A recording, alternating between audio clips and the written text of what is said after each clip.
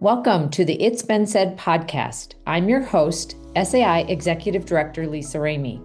Today's episode is a special edition of the It's Been Said podcast. Matt Carver, Legal Services Director, will discuss his perspective on current legal topics relevant to district and school administrators. He'll offer his insights on this subject matter periodically over the coming months. Let's hear from Matt. This is Matt Carver, and this is SAI's Legal Vortex. All right, today I'm going to talk about a variety of different issues relating to teachers, concerning licensure, really more so on the initial licensure and moving to the standard license. Going to touch on intensive assistance. I'll probably give a few of my editorial comments on that. Get probationary periods, get into termination of both probationary and non-probationary teachers. I thought this would be a good time. I've been getting a lot of calls, as you can imagine, as we were in the second semester now about these topics. So I just thought I'd go over sort of broadly some of the key points. Now, the first area I want to talk about relates to that initial license. And approval, when typically the administrator evaluating, making a decision on approval, whether it's after, a lot of times that's after 2 years to go to a standard license. But I just wanted to share some of the flexibility that you have there. So that initial license could be potentially, although we don't see it very often, but it could move all the way up to 6 years. And so that's just something to be aware of. You know, it's sort of, we talk about the carrot and the stick, and, you know, it's sort of a carrot and a stick scenario whenever you're talking to that teacher, that beginning teacher on their initial license about moving to the standard license. And, you know, certainly we want to approve or encourage approval of those when they're ready to move to the standard license. Well, absolutely, they should move to that standard license. But if in fairness, they're not ready, then, you know, I wouldn't move them to that. And just be aware that there are options out there where they can extend that initial license another couple of years, and that can happen a couple of times, again, up to a total of 6 years. So I wanted to bring that to your attention. Now, another thing that I'd like to touch on with this is that you can also have a scenario, you can have a couple different scenarios. You could have a scenario where you have a teacher, and maybe it's that beginning teacher, maybe, you know, you do believe that they're deserving of that standard license, but they're not a good fit in your community. They're not a good fit in your district. And I think quite ethically, you know, that can happen on occasion, where you have that teacher, they're just not a good fit for one reason or another, whether it relates to their interaction with other staff in the building, whether, you know, it might be something relating to your particular community that, you know what, maybe they'd just be a better fit somewhere else, but you feel comfortable approving that standard license. So you could do that while at the same time, the district might be deciding that they're going to terminate they're presumably they're going to be a probationary teacher. In most instances, they'll be probationary still. And so the district might be talking to them about resignation or terminating that probationary contract while they receive their standard license. Now, also what you can do is you can recommend that they continue on with an initial license. So let's say it's back to this, they're not a good fit, or they need to move on from your district. You don't have to end their career. It's something, whether you approve that standard license or you might recommend that initial license be extended while they move on to another district. So that's something I wanted to touch on, because that does come into play at times, and it can get a little bit confusing as we look at that. Sometimes we think of probationary, and especially for those beginning teachers, and licensures in the same vein, and you don't need to do that. So I just wanted to mention that. Now, next, I want to get into intensive assistance. And, you know, let's all remember, of course, that intensive assistance is about remediation. You know, sometimes it's seen as it's always this negative thing, and, you know, it's just a path towards terminating, and that's the purpose of it. Well, that's not the purpose. That might happen on occasion, and we'll talk about that. But the bottom line is it's about remediation. And so I want to just go over a few things and maybe some reminders on the intensive assistance. Now, you might recall, if you've been around for a few years, that the law did change in Iowa a number of years back, not too long ago. And so beginning teachers are not eligible for intensive assistance. So that's not something that they're entitled to. And so remember that. So think of intensive assistance as for individuals who are no longer beginning teachers. Intensive assistance is for career teachers. So we just want to make sure that we keep that in mind. And another point, and this is probably an even bigger one that I want to talk about, is that there is no case law or statutory law in Iowa that requires for that intensive assistance to be for a minimum period of time. All right, so at times I'll see this, the intensive assistance will be for 6 months or 9 months or a year, something like that. And while you may choose to do that as a district, just be aware that there's nothing in case law or statutory law that requires that type of minimum. So I'd be very cautious as you set those. If you are setting minimums in policy or in a master contract, I'd be very cautious about the length of those intensive assistance programs, because what I'll see at times is there's sort of an intentional effort that's made, and I don't blame them. I don't fault, let's say the union they're advocating for their members, so I don't fault them a bit. But at times that minimum period is so long that that's going to push you past a lot of the statutory dates that I'm going to mention later. And when you get into that situation where it's being pushed past those statutory dates, then you'd really have to show that you have just cause for a mid-year termination if they're just not progressing or not working through that intensive assistance process. And that's possible. You could do that, but it just makes it a lot more difficult. And it especially makes it more difficult as we're talking about probationary teachers. So anyway, I'd take a look at that. If I were an administrator, I'd be talking about that as my administrative team in a district and seeing what type of minimums you might have in your policies or your master contracts. And I might revisit those so they're not so set in stone, because again, that's nothing that's required by case law or statutory law. Now, having said that, depending on the issue, you want to be reasonable about what that period would be.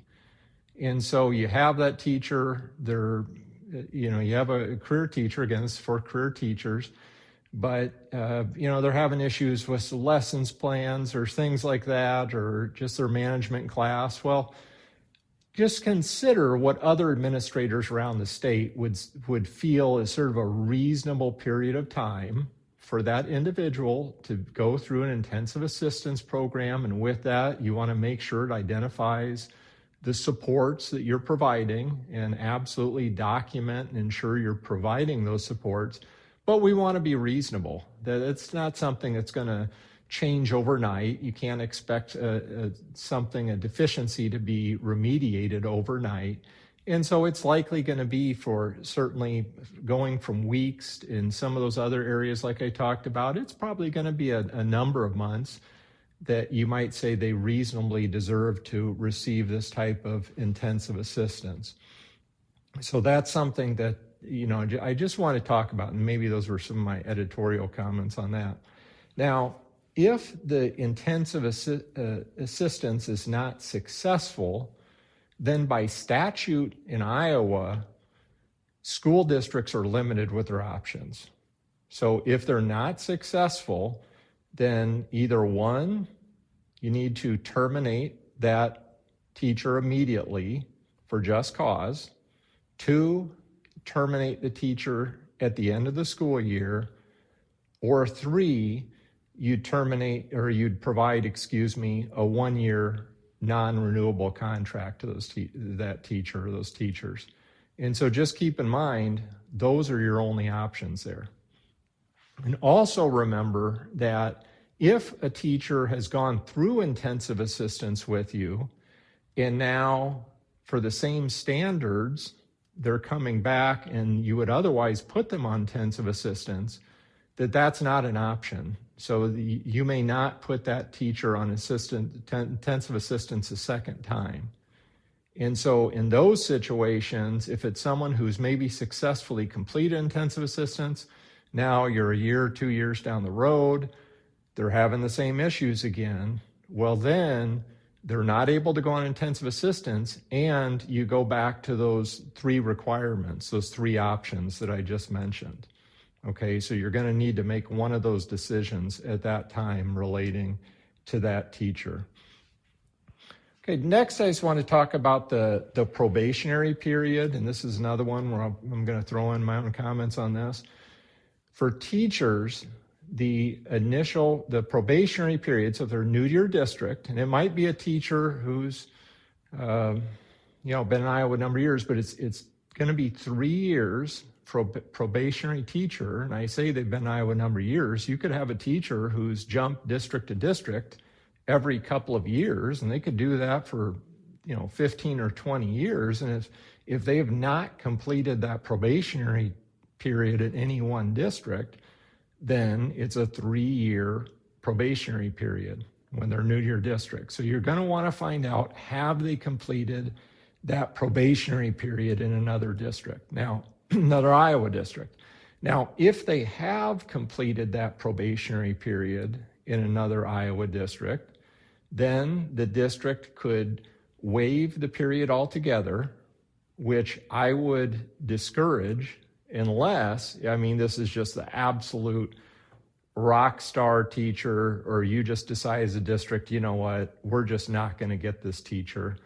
Maybe it's a hard to find area and we're just not going to get them. And so you might make a strategic decision there to just waive it altogether. But outside of those scenarios, I would certainly have at least a 1-year probationary period. So it can be waived down to a year, and then it may be no longer, if they've completed 3 years in another Iowa district, it may be no longer than a 2-year probationary period. Now, another thing that I should mention is that if there's mutual agreement between the district and a teacher, you may extend that probationary period for a year at a time up to a total of 4 years. So that's another option you have. So you have someone, you're not totally confident, there's still some issues there. You might talk to the teacher and say, hey, this is what we're looking at. We think you have some hope here, but right now, frankly, we're looking at might be moving towards termination. But if you agree, we're open to you extending your probationary period by a year. And if they agree to that, you put it in writing, then you may extend that for a year at a time, again, up to a total of 4 years. Now, why is this so important?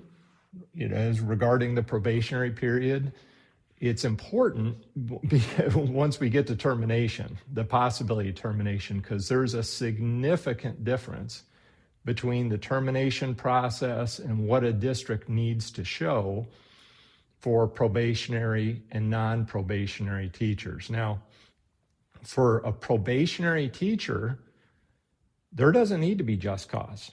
Okay, there's no just cause. Again, it could just be, it's just not a good fit. It's just not working out.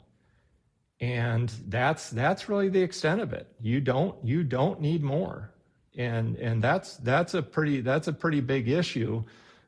Pretty big difference between that probationary and non-probationary is just being able to have that type of control over that decision, and it not being such a difficult process if you decide it's best to just part ways with that teacher. Again, no just cause is required. Now, also procedurally, there are some differences as well. So procedurally, for a probationary teacher, the superintendent or their designee just needs to notify the teacher no later than April 30th and it'd be either typically by certified mail, or it could be personal delivery. And if it is personal delivery, you'd want to write something or annotate something regarding that. And certainly if you could have them sign something receiving that document, that would be best. But you have to notify them by April 30th that the board has already voted to terminate their contract at the end of the school year. Okay, so in this case, the board's already voted on it. Now, having said that, before you get to that point, just being good people, it's probably best to talk to that team. And I know a lot of these because I get the calls. I know a lot of these discussions occur, and there's probably discussion about whether or not they're just going to resign, and it just might be best for them because they understand the authority the district has in these situations. So you don't want someone caught off guard and it's already been in a public meeting and now you're giving them notice. Well, that's probably just not the right way to do it. So again, you're probably having a lot of these discussions earlier, but nonetheless, if it gets to that point, the board needs to vote on it, and you need to give them notice by April 30th that their contract is being terminated at the end of the year. And then within 10 days of the teacher receiving the notice, then they may request a private conference with the board. But it's not a hearing. So don't think of it as, we're going to show and we need to show this evidence. And it's really more of a chance. They're going to come, speak their mind, I imagine, share why they think they're valuable to the district and so forth, or their concerns during a private conference. But that's it. It's not an evidentiary proceeding. All right, you're not going back and forth and because again, you don't need to show just cause. But with that, also on a probationary contract, that's it. That sort of ends the process. It's a final decision unless that probationary teacher, they bring up allegations that they're being terminated for some constitutionally protected issue, and they take that to court. So they're saying, well, yeah, I'm probationary, but they really did this because of my sex, or they did this because of my race, or something along those lines. But they need to make those types of constitutional arguments in order for that to move further outside of the district. Otherwise, that's it. That's it for the probationary teacher. So just keep that in mind. Oh, and I should also mention, with probationary teachers, the process is very similar to what I'll talk about here in a minute with non-probationary if you're terminating them mid-year. So if it's a mid-year termination, they do have some additional rights there as far as procedural rights and so forth, and what the process looks like is a little bit different. You'd have to have just cause if you're terminating mid-year, even for a probationary teacher. You'd have to have that just cause in place. So keep that in mind. Now, getting to non-probationary teachers, it is really a much different process. So there, the superintendent or the designee needs to notify the teacher by certified mail or personal delivery no later than April 30th that the superintendent has recommended for the board to terminate their contract. Okay, and that's a key point because in Iowa law and statutory law here in Iowa, this is something that for non-probationary, the superintendent has to make that recommendation. So it's not something that the board's starting, it's something that the superintendent is making that recommendation to the board for the termination.